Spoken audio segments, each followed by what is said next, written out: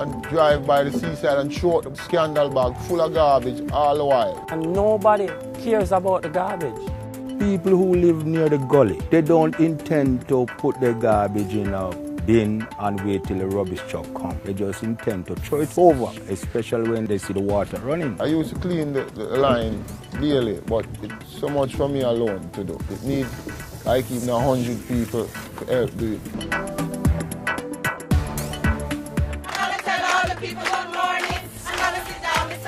Good morning, everyone. Thanks for coming out on this beautiful day. I'm Tess Yu from the United Nations Environment Program, and we're here to clean up. What is happening here today is our coastal cleanup collaborative effort led by Scotiabank. In addition to Scotiabank, we have the Solid Waste Management Authority, the Rotary Club of Kingston, the United Nations Environment Program. We have support from the JDF Coast Guard and the University of the West Indies as well, and Protect the Environment Trust. So we have approximately 200 volunteers here, just as we had planned. We are always sending people on beach cleanup, but it is absolutely not enough. And we are extremely excited by the fact that Scotia partnered with us today. The need to take care of the environment is paramount. This year we saw it fitting to get involved with Scotiabank and the other entities that came together to do this noble cause. I wanted to make a very good impact on my environment, and the students from UA, they really wanted to do this as well. We have a competition as to who can collect the most garbage, but they could just stand in the mangroves and just pick up things around them. You didn't have to move anywhere because you were standing on garbage. A huge number of plastic bottles, big containers and crates that people use for like their wash pans, a condom wrapper and a condom ring, lots of diapers, a few toys, and like also items like bleach bottles and cleaners. There was a catheter, this medical thing, and I'm saying to myself, why would anybody throw something like that out here? I couldn't believe the amount of garbage that we were finding, and people just dump it in the sea like that. Plastic. What Adidas? Size of it? The thing that there was more than anything of was styrofoam food containers. You just see white, and even though we have cleaned up, you are still seeing white. Jamaica is in a crisis mode right now. We used to go over by the mangroves and you'd see things like seahorses in multitudes. It would take a marine biologist now to tell us if those creatures still exist simply because of the level of pollution. It's embarrassing sometimes. It's to see a lot of garbage in the sea, and the fisherman, it hurts the fishing. And you know, Port Royal is a fishing village. You'll find scandal bag pitch up in the net, and the fish don't like that, because from see him think it's a wall and turn back. We have dolphin here pass in the morning, you know. And when the dolphin take up the plastic bag, it kills them. As a boat operator, a old fridge in the water, it affects us because if we are running the boat in the night, we hit that fridge, we lose that engine. Really, our engine is so expensive now. So the more garbage in the seas, the less income for the fisherman. We have just made a little dent in what needs to be done, and it is not just in Kingston, but it's island-wide. Simply going behind people and clearing it doesn't seem to be getting it across, important as it is for the poor fish that are going to be using the mangrove. We want people to recognize that we're all citizens of Jamaica, corporate people and otherwise, and everyone is responsible.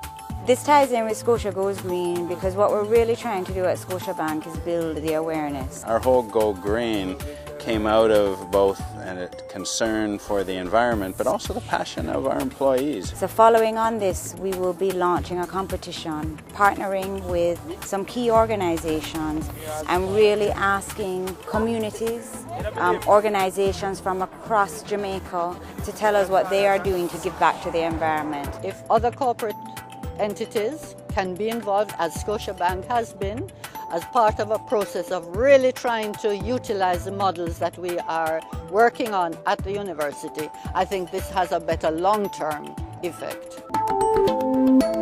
The purpose of this particular project is really to bring to the larger population the problems that we have with disposal, the fact that it is not being done properly.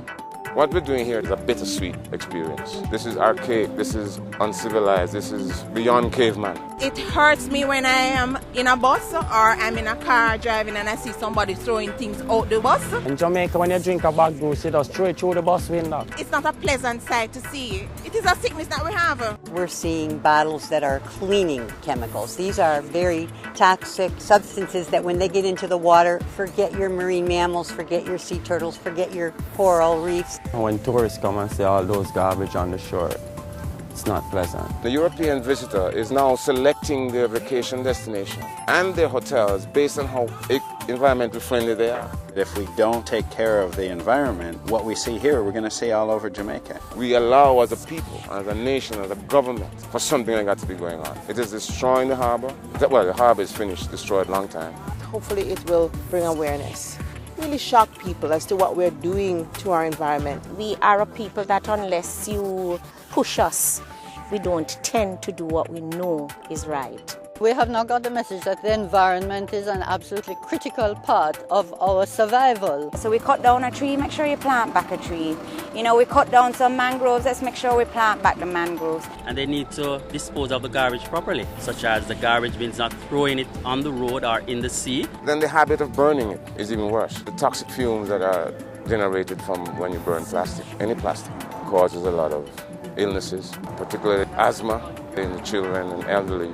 The same you're taxing cigarettes, tax the plastic bags. A lot of countries that ban these bags. What you should do at the supermarket, they should be using the crocus bag. Soon there will be no plastic bags in the sea.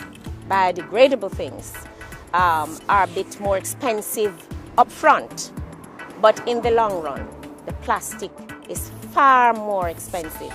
We are disposing about 1 million plastic bottles per week. The United Nations Environment Program is here today tabulating what we've collected. If we know the source of our litter, then we know what steps to take. For instance, if we see that a lot of this litter is coming from styrofoam food containers, then we say to ourselves, okay, we've got to get these people to put receptacles where they're giving out their containers so that people can just use the styrofoam but then give the people a possibility of putting it somewhere. National solid waste is not supposed to be going around and containerizing your garbage. You are supposed to containerize your garbage. It must be in a bag, it must be in a skip, or it must be in a covered bucket. It is a fact that we are paid through property tax, and when persons do not pay their property tax, we do not get the money. We probably have nearly 100 truckers who work with us to collect solid waste.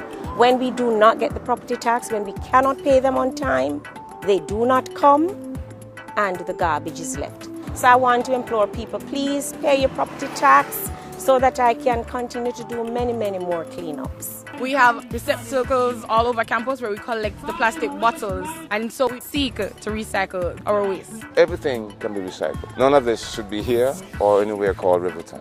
What we have been doing here is collecting plastics in a very systematic way. Protect the Environment Trust, they're going to start taking up those plastic bags. Part of our recycling activity is to also get involved with national beach cleanup programs, efforts such as the one on DNS has in place. So we go and we retrieve the material that the volunteers pick up along the shorelines. That material is then brought here and then separated by type, color, etc. The plastic bottle we get from the beach gets mixed with the plastic bottle we pick up from someone's house or school and it is shredded. Protecting the environment is something that's important not just in Jamaica but all around the world. By making a difference here, just as making a difference anywhere,